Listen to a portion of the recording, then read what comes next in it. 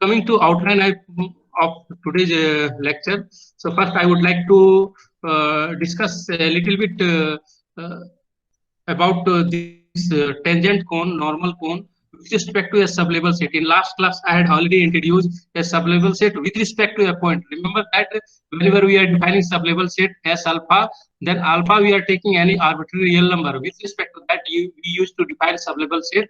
It is saying that it is a collection of points from the domain such that the function value is less than equal to alpha, less than equal to alpha. So it is defining generally a closed convex set. In case of convex optimization problem, it defines a closed convex set in the domain. All the property of convexity of set, separating and supporting hyperplane, then feasible direction, and then direction of descent, or those kind of things we can discuss. So once we are having a closed convex set, then we can also talk about two important kind of direction. So one direction that we are calling it that contains we are calling it dual set of S alpha. Another things we will discuss about polar set of this S alpha, because S alpha is a sublevel set in the domain, so we are discussing about. So here what will happen? So del set of S alpha, it is nothing just tangent cone with respect to S alpha, so you can write it. So even I want to go S alpha because we are trying to tackle any given problem from the domain itself. So in place of S alpha, what we will define, we will take any point, a specific point from the domain. So suppose X bar is a specific point from the domain of the problem, or you can simply say that it is from the feasible set X. Then with respect to X bar, we are defining a function value. That means we are calculating value at point X bar, that we are calling f of X bar, and name this because it would be a real number, because function is a function of several variable, real valued function of several variable. That means f is a function from Rn to R. That's why f of X bar would be a real number. So we are taking a very specific alpha. With respect to this alpha, we are defining sublevel set as f X bar. Here alpha we have taken very specific. Now with respect to this sublevel set, we will define a tangent cone and normal cone.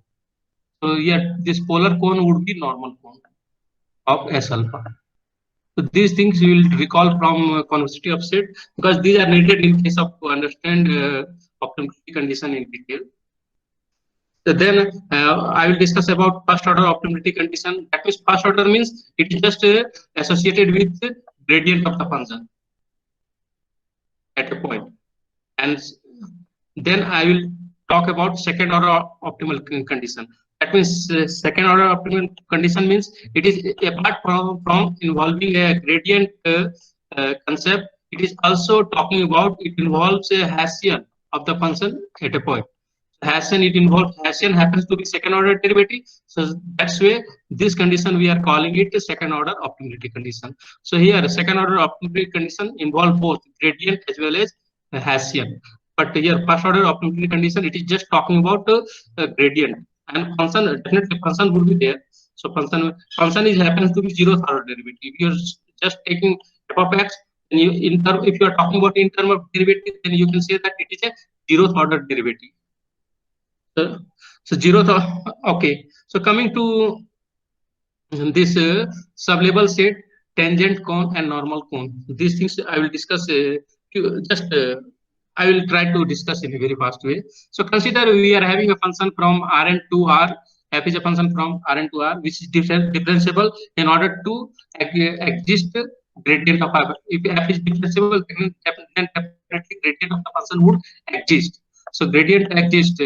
Now define the following set. First we are defining sublevel set.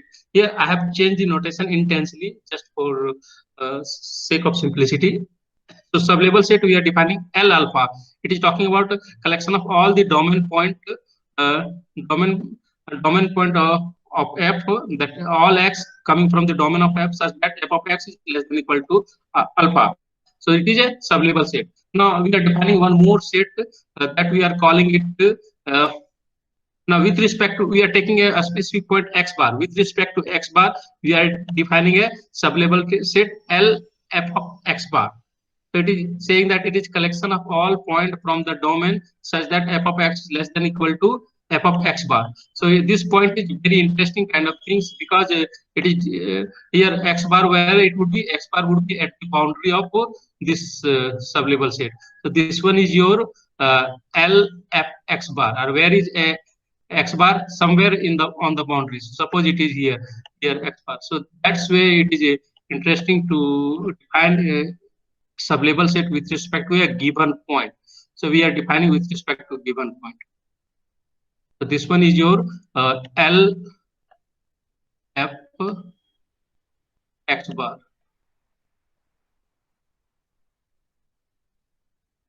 Okay. Now, what is here SF x bar? That means it is talking about collection of all tangent at x bar, unit tangent at x bar. So if it is suppose it is 2D, 2D disk, 2D sublevel set, that means you are taking function from R2 to R. That means this one is belongs to R2. In that case, you are having two unit tangent direction at point x bar. That here you consider x bar as a reference point. In that perspective, you are having two tangent direction. One is this one, call it S1, and another one is S2. So this SF x bar, it contains two direction. If you are coming in 3D, like a 3D structure,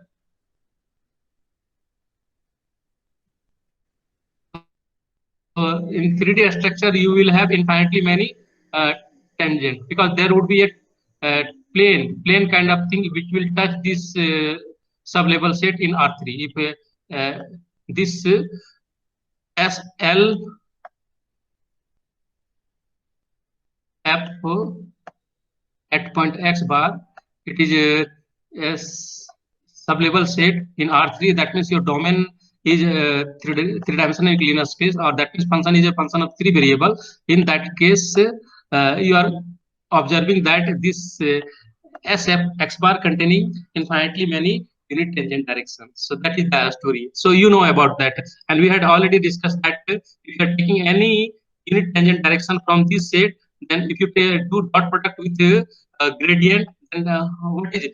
Gradient is always normal to this normal to uh, this contour, or normal to this sublevel set at point x bar. So this is the direction of gradient at point x bar. So it always looks normal. So definitely normal happens to be perpendicular to tangent vector. So that's a dot product between S and gradient of f at point x bar. It would be always equal to 0. So proof was already, I had already discussed. So I won't go in detail. So now coming to define dual con of this set, this specific set. I will talk about dual con. So what is dual con of this one? It is talking about collection of all the direction which are defining a hyperplane in such a way this sublevel set, it is in the positive half space of uh, D.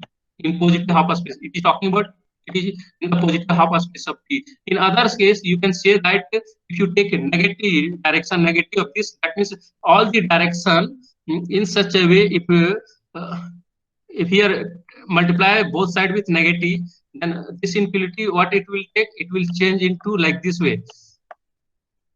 If you multiply, then it will take this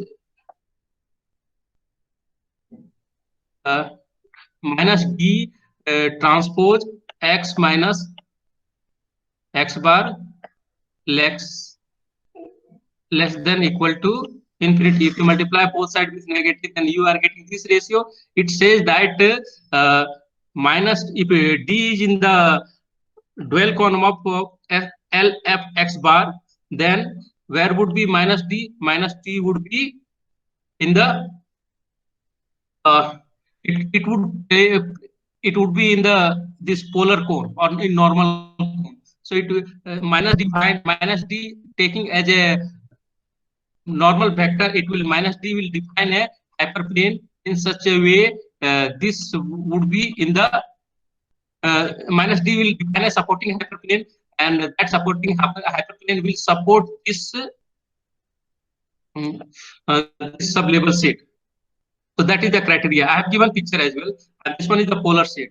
Okay, so one picture you can look into here. So what you observe that suppose you are having a constant optimization problem. So there are two constants. One constant is coming G1 of x is less than equal to 0, and this one is sublevel set with respect to G1 of x less than equal to 0, and this one is sublevel set with respect to G2 x less than equal to 0. Inequality constant. These are inequality constant, and definitely function would be defined in this domain as well, objective function. Now, what is your then feasible region? Feasible region is always talking about that intersected region. This one is your feasible region. So this is your feasible set. So you feasible set X, you are getting feasible. This X is a feasible set. So here, what you observe that, and at this point, you have defined. So you can also say that X star is one point where you have defined this X star is coming at the boundary, and now you can define here two important sets. So what is that? This one is normal normal cone, or you can say that polar cone, both same here. And what is the tangent cone for this one? Tangent cone would be complete this cone having extreme direction, this tangent with respect to tangent vector. These are what? These are tangent vector at point x bar, and this one is a king kind of point. So that's where there would be more than one tangent. So one tangent is coming like this way, another tangent is coming like this way. So this S, you can say that S1, S2, and these are forming a tangent cone. So you observe this. This one is this complete here. The broader picture is this one. So this cone is a tangent cone completely. And if you talk about only this cone is direction cone. What is meaning of direction cone? That means if you take any point, if you take any direction here, and you do an epsilon shift or epsilon step. So take any direction like this way.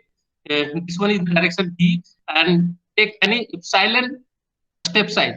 That means x, call it x plus epsilon D. Then what you observe? If x is in this feasible set, then x plus epsilon is again in this feasible set. Again in this feasible set. For smaller epsilon, it is again in this feasible set.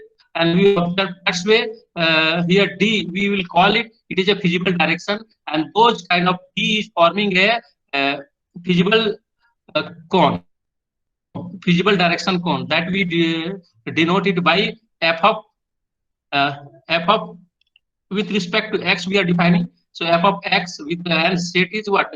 Your feasible set is x. So this one is your feasible direction cone. And you, if you take closure of this one, that means closure means collect all the limit point along with the point of this cone, collect all the limit point, then that would give your tangent direction. This one equal to this tangent cone. That means closure of this feasible direction cone is equal to tangent cone. So tangent cone, how you are getting? Find the extreme tangent direction. So these are tangent. So you can get it with respect to this function chi. It is curvy, having curvy boundary. So and these are extreme tangent direction. And now form a cone. So this cone is we are calling it tangent cone, and this one is the normal cone. So if you take any direction from the normal cone, suppose you are taking this direction D from the normal cone, and define a hyperplane with respect to that direction. So this would be hyperplane. So what kind of thing this hyperplane is playing? This hyperplane is what? It is acting as a supporting hyperplane at point X, which support the given sublevel set at point x bar. So it is idea of supporting hyperplane. If this hyperplane is coming with respect to this normal direction, this normal direction, and if you take so extreme normal direction, it will be this one. If you deviate from here a little bit, then you want to get. If you suppose you are taking this one as a direction, call it D1 or D dash something D1, and if you try to define a hyperplane by considering this one as a normal vector D1, so what hyperplane you will get? This one will be hyperplane. So you can easily see that this hyperplane with respect, I have to increase it to. So this hyperplane, call it HD1. HD1 is clearly neither supporting this say, feasible set X nor separating. So it is not in normal cone. It doesn't belong to. So simply call it not like this way. So D1 doesn't belongs to normal cone of this sublevel set with respect to point. So it doesn't belongs to normal cone at point X. If you take any point, even if you take point this side, suppose you are taking point this side, D2. D2 with respect to D2, what would be your supporting hyperplane? With respect to, don't call it supporting, with respect to D2, we are defining a hyperplane. This one would be hyperplane H D2. So H D2 is again not doing a separation, neither it is supporting. So that's why H D2 is also, so D2 is not, again it is not in normal cone. So again, if you take, if you try to talk about what does it say? So if you take a direction like this way, the direction with respect to that, if you define a hyperplane, this would be hyperplane. Call it direction D3. So with respect to this, you are getting hyperplane H D3, and what it is doing here, it is doing that it is separating in such a way that X is coming, the given feasible set X is coming in the positive half space of HD3, positive half space. So that one is meaning of direction cone or feasible direction cone. Direction cone or tangent and all these are having equivalent kind of meaning.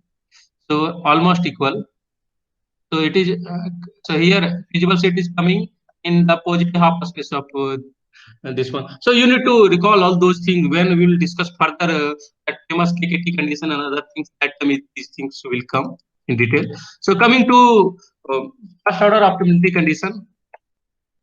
First, I would like to discuss the four convex problem. Then I will go for discuss unconstrained non-convex problem, general optimization problem. Then I will again discuss constant general optimization problem kind of thing. First, I would like to discuss the okay. It is not possible to go back.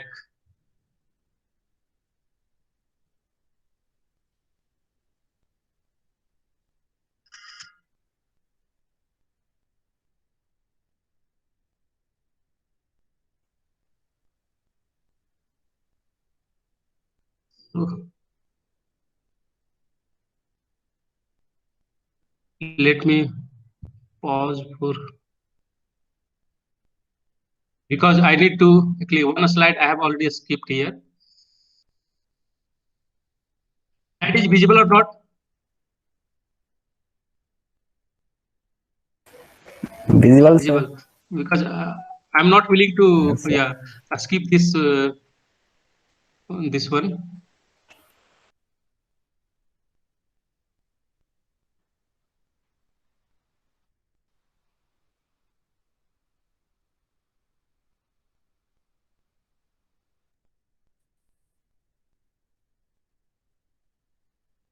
Okay, fine. So coming to here, first order optimality condition. What is this? So yes, suppose we are having a function first order optimality condition for constant optimization problem. Suppose we are having a function f naught from Rn to R. It is a convex, very nice. Also, it is apart from being convex, this function objective function is also differentiable. So always I will call this one is objective function. It is having a feasible set. Feasible set, how it is coming? It is coming with respect to all the given constant, the common point which satisfy the given constants. So these are the inequality constants. You can observe that here, you know the nature of that. This must be convex. All fi's must be convex. Talking about fine condition, and overall, what you will get x as a feasible set, and x would be a what kind of function? It would be a convex feasible set. So you can say that a problem that it is defined as a convex problem. So convex feasible, so in short form I will write it f dot s dot feasible set. So now we are talking about optimality condition. So a point from the feasible set, a point x star, we will call it, if you find gradient and take a dot product with y minus x star, where y is a neighboring point, neighboring point from the feasible set. And if we do dot product with gradient, we observe that this dot product is always non-negative, greater than equal to 0. If x star is an minimum point or optimal point, then it will say that dot product of gradient at x star with y minus x star would be greater than equal to 0 for feasible point y, every feasible point y. And converse is also true. That means if you are having a point x star in such a way, if you are taking dot product with this one, and dot product with this one which is greater than equal to 0 for every feasible y, then we will say that x star is a minimal point. So what is happening in this sense, it says that from picture it is very much clear. You can observe that you here in this you are taking, these are contour, so several contour. So contour, you can observe that function is decreasing in this direction. So decrement decrease, function is decreasing, so decreasing up to where, which feasible point? So this feasible point would have least value, minimum value or optimal value. If you go outside of this one, then you are not allowed to go outside of feasible set, because your feasible, this is your feasible set, so you can't leave your feasible set. If you, so this is the point where what you observe that here if you take take any feasible point y, suppose this one is y, and then what would be this vector? This vector, name of this vector would be this name, this direction vector would be y minus x, because here this point x would be your now reference point. So if you take dot product with y minus x, then what would be dot product? What is the direction of uh, gradient of f? This is the direction of gradient of f. In this direction function value is increasing, so this one is the direction of gradient of f. So definitely if you take dot product with uh, y minus x of this gradient, then what would be angle between those two? Definitely less than 90. So definitely dot product would be greater than equal to 0. So this one is geometrical visualization of the first order optimality condition. You can see it here, it is greater than equal to 0. Similarly, this picture also explained. I have taken in. So these are the contour. Several contour, you will observe that several contour are there. So what is the in this direction? This is the most descent direction. You are taking, that is negative direction of negative gradient. In this direction, function is decreasing, but you decreasing allowed in only feasible set. You can't avoid the constant. You can't avoid the constant in such a way. So least value or minimum value, it will be at this point x bar. So least value is at this point x bar. So x bar, at x bar you observe that you are getting a hyperplane which support the feasible set, And what is the normal of this hyperplane? Normal of this hyperplane is negative of gradient. You can say that negative of gradient is the normal of this hyperplane, because you know that function is differentiable, so easily you can find the gradient of the function, and at every point you can find the gradient of a function. So at this point, if you come, and you will see that this with respect to this negative gradient, you can always define a supporting hyperplane. So that's why uh, negative of gradient at point x bar or x star, call it x star, it defines a supporting hyperplane to feasible set x at point x star is defining. So this one is geometrical meaning of this optimality condition all about. So other also, if you want to see, if suppose x star is not a optimal point or feasible point, then this condition it would fail.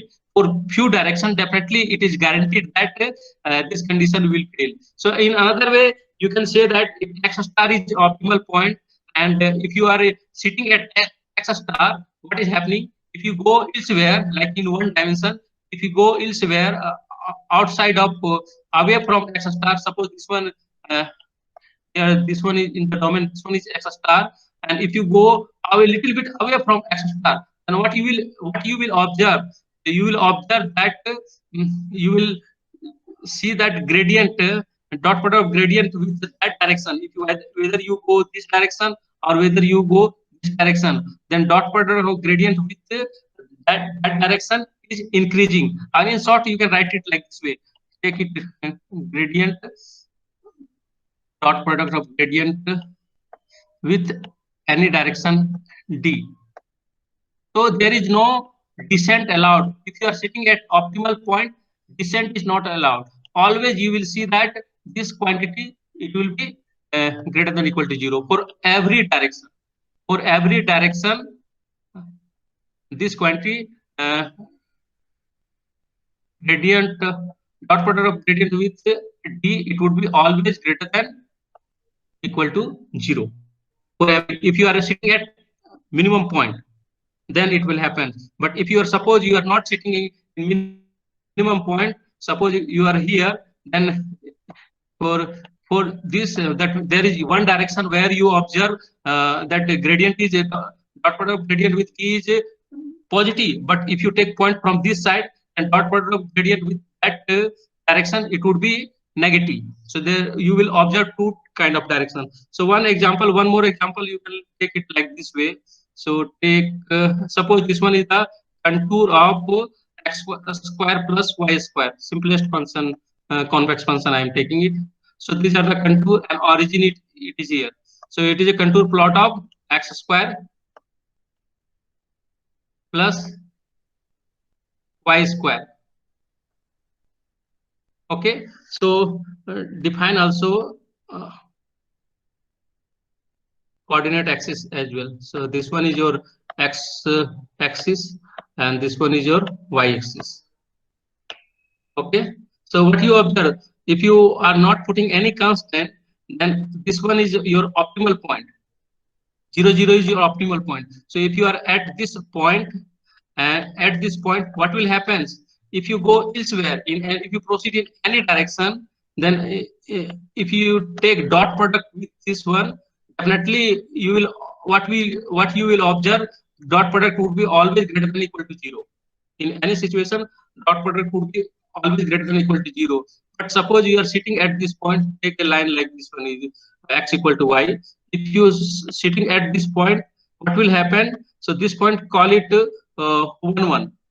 This point is 1 1. So and if you go towards here, so for this point is 2 2.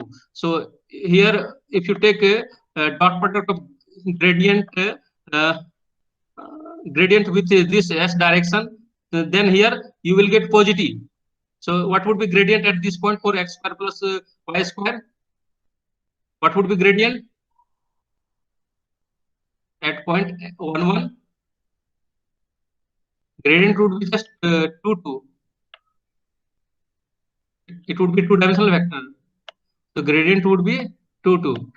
And you are going from this point to this point. This point is 2 2. So in that perspective, so this s here, what vector s, what direction vector you will get? your direction vector would be 1 1. So if, what is the dot product of 2 2 with 1 1? It is a positive quantity. That means 2 into 1 plus 2 into 1, that that one is coming 4. So dot product of here, I'm giving name of this one, call it x x1, give a name of x1 axis or call it x2 axis better than. So give this point x1. This point is your x1 point. So what is x1 point is 1 1. So at 1 1, what you observe? You observe that dot product of gradient with s is, this s is greater than 0. It is greater than 0. That one is equal to 4. And if you take any point here, from here, suppose this point is 0.55. 0.55, then what would be direction of this one? This direction would be negative, because it would talk about s would be defined as like this way. S would be here 0.5, 0.5 minus 1 1. Because you are sitting at 1 1, and from there you try to measure all these kind of this dot product. So difference would be what? Difference would be negative 0.5, negative 0.5, negative 0.5, negative 0.5. Now do dot product of this s with gradient. So gradient is 2 2. So dot product of 2 2 with this what would be? It would be minus 1 minus 1. Dot product would come as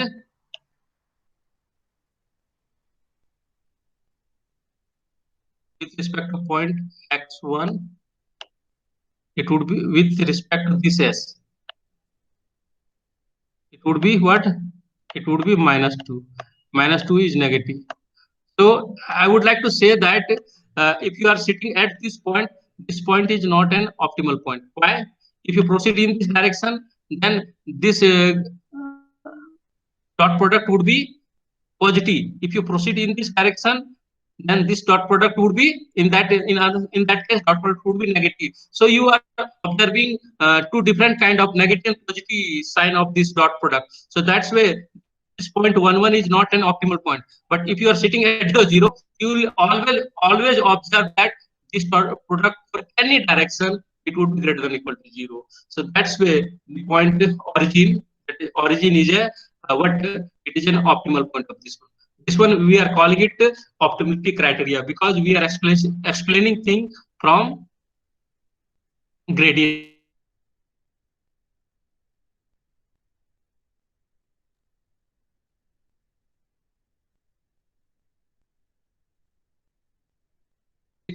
So in first scenario, we are supposing that a star is in a local optimal point. That means there exists a, we know that every local minima of convex function is a global minima, and everything gradient has an all are defined in terms of local sense. That's why I am going to start with local. So here if there is a local minima, definitely that minima would be a global minima. So here there is no issue, because every here optimization every result associated with gradient and Hessian you need to prove through local concepts. So that's why I'm taking it X star is a local minima, and definitely there would exist a positive, very small positive real number, such that in this neighborhood this one is f of x star is the minimum point. Now suppose that x star is a minimum point, but it is not satisfying the optimality condition. This condition, it is not satisfying. Suppose we will prove this result by contradiction, and it is suppose x star is a local optimal point, but it is not satisfying that dot product at x dot product of gradient at x star with y minus x is not true for every y. It is not true for every y. We are assuming that. It's just our assumption.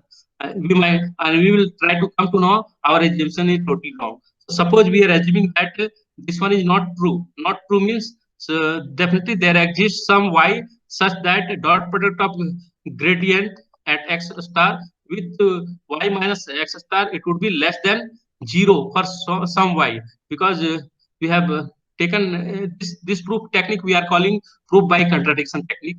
And so we are getting a direction y minus x star, and due to that what we observe that gradient is having negative inner product with this s, and that's way we can say that it is this s is acting like as a descent direction. So with respect to this descent direction, we can apply descent property, descent direction property.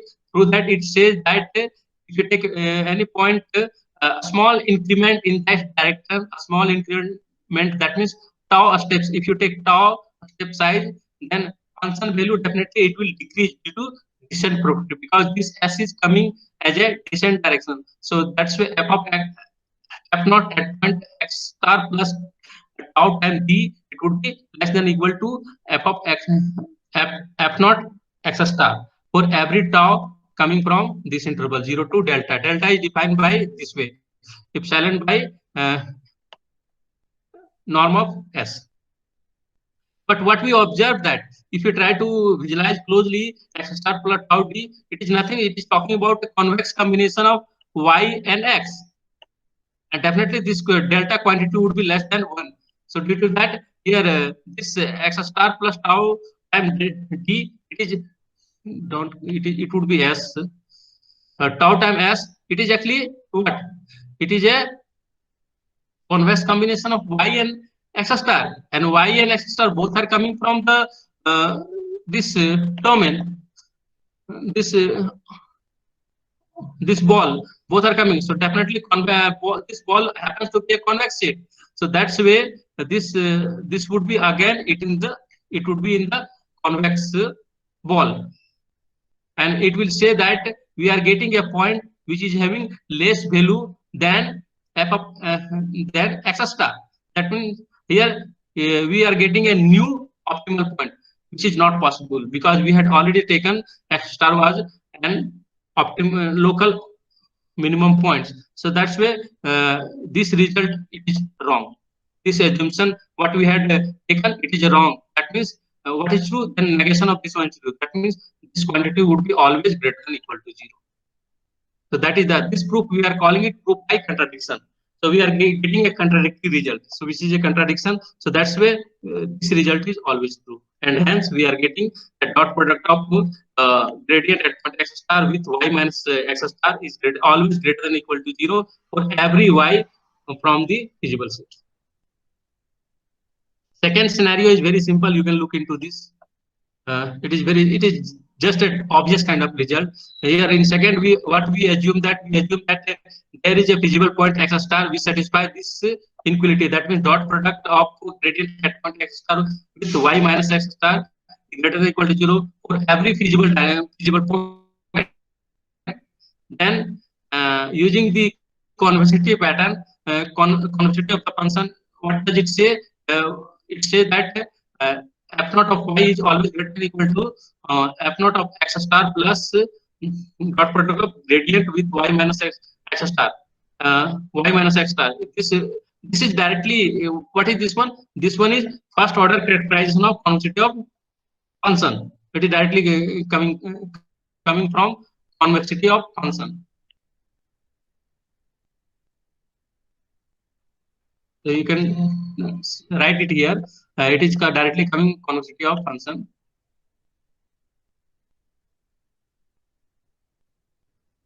Convexity of f naught, you can see that. So it will imply that but what we observe that this quantity, this dot product is always, we have already taken it is greater than equal to 0. That means definitely if you adding some positive non-negative quantity with some quantity, definitely that addition will what this quantity would here you can observe that f of x naught is added with this positive non-negative quantity. So definitely f naught of x star plus dot product of gradient at x star minus y minus x star, it would be greater than equal to f naught of x star, because this quantity is positive. So it says that x star is a local minimum point. It is very obvious proof. You don't have to think a lot here. This one is demand a little bit tricky thing. Okay, so coming to first order optimality condition for general constant optimization problem. Constant optimization problem. What does it talk about? So we are considering a constant optimization problem that minimize. We are minimizing fx subject to x is coming from some feasible set x. I don't know what is the pattern of x, but definitely this x is a convex set. So it is a very general kind of thing. So if function, this objective function f is a continuously differentiable function, and if x star is in a local optimal point, here we don't know. Here we don't know about convexity of f. Here x the feasible set x is convex, but we don't know f is convex or not. It is not given here. So that's why this problem is just I have written here constant optimization problem. It is not a convex optimization problem. So for this kind of problem, we are taking one condition that f is column. Then we can say that the dot product of gradient at x star with x minus x star is greater than equal to 0 for every x from the feasible set x. For every, so this condition we are calling it a stationary situation. This one is a stationary situation. If you remove this constant, then this condition becomes what? It becomes gradient is equal to 0. If you remove the constant situation, so it is very much similar to gradient is equal to 0, but here we are putting constant, so optimal point may occur at boundary. At boundary, it is not say that gradient would be 0. It may be non-negative. So a survey point, it simply says that there are no feasible descent direction at point x star. That means function becomes a stationary at that point. There is no improvement or there is no decreasing of the function, and hence a stationary, in fact, a necessary condition for the local minimum of this problem. So proof is again, this proof is proof by contradiction. I have taken it here. This proof is similar to what I discussed about convex situation. So you can look into this proof. You can work on this. I won't discuss it in detail. So coming to first order optimality condition for unconstrained problem. What is meaning of unconstrained problem? Now your feasible set is complete Euclidean space Rn. Meaning of unconstrained problem, this one. Now you are taking defining a function over complete Rn. Then what would be first order optimality condition? So you are defining a minimization problem fx subject to x belongs to Rn. That means your every point of Rn is a feasible point. Then let f be a continuously differentiable function at x star.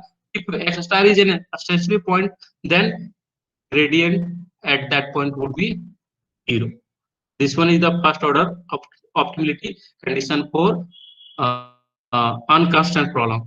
Or for constant, we had already seen that dot product of gradient with y with one direction with direction several direction at that point is greater than equal to 0. But this situation is for unconstant gradient vanishing. It is talking about for unconstant problem. The necessary condition of optimality of a point. It is talking about vanishing of gradient. So gradient is vanish. It is become 0. This is situation for unconstant problem. So that means there is no feasible direction. Again, I can say that if you are at x star, you can't improve the function further. That means you can't get any point where the function will have less value than at x star. So there is no improvement. That means there is no feasible descent direction. Simply it say that x star becomes a stationary point. There is no improvement.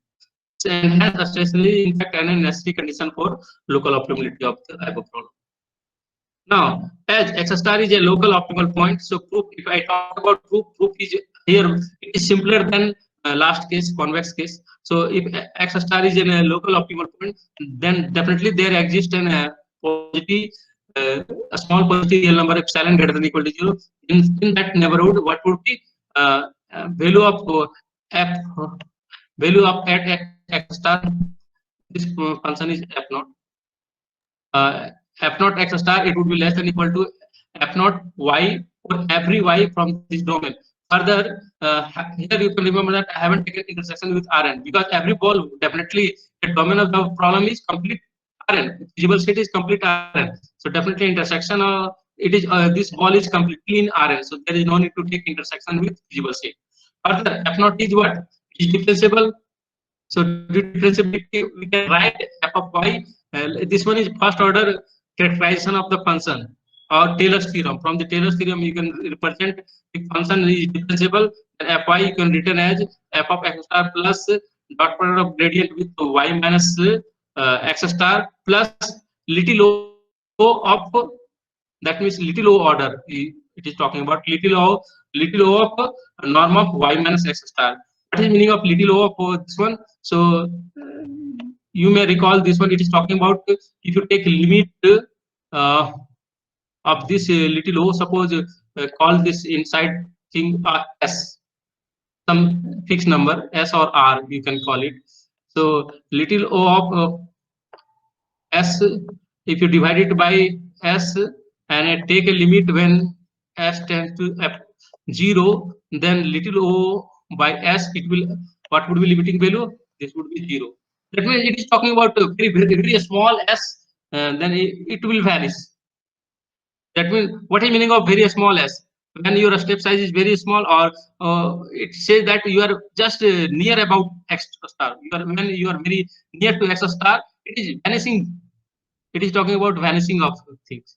Okay, so from that differentiability condition of f, we can write f of y like this way, and we know that what x star is an optimal minimal or optimal point, minimum point. So this f of y would be greater than or equal to f of x star, and after simplification, what we will see that it will imply that this quantity is what, greater than or equal to 0. This quantity. So here, what, how we will get it? S is what? S is talking about. Take it. Not S. S is nothing here. S is taken as y minus x star divided by norm of y minus x star. This one is x. This one is your s. So this there is because here, if you simplify this one here, f of x star and f of x star both side, this and this will cancel out. So what we will have, we will have only, I'm writing this like this way, we will have only dot product of f, gradient of f at point x star with y minus x star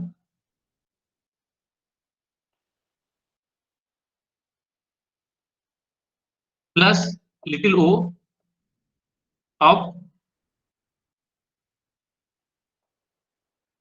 y minus x star. Okay, so and this quantity is what? It is greater than or equal to 0, because these two f of x star has been cancelled. So it is greater than or equal to 0. What you do now? Divide throughout with norm of y minus x star. So here norm of y minus x star will come. If you divide throughout, norm of y minus x star, and here it will come norm of y minus x star. Again, I had already discussed that this quantity is very small. When you take limit y tends to when y tends to x star, then y is very near about x star. What will happen?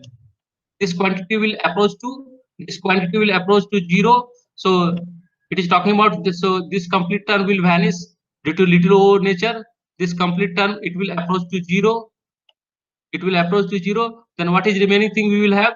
This becomes what? Y minus x star divided by norm of y minus x star. It becomes your, yes, that we have defined. So dot product of gradient of f at x star with s is always greater than equal to 0. No, for every s, it would be for every s. So take a specific x s, that one is negative of gradient at x star. And if you substitute s by here, what you will get? Here not minus. So what you will get? So if you substitute it here negative, so negative will come out. Negative will come out, and it becomes a norm of a square norm of gradient of f at x star. And this quantity, we know that this quantity is always greater than or equal to 0. It can't be negative. So it implies that gradient is 0 at point x star. So you got the necessary condition of first order optimality condition for unconstrained optimization problem. That means if x star is an optimal point, it implies that gradient is 0. So this one is for unconstrained problem. Gradient vanishes. It is talking about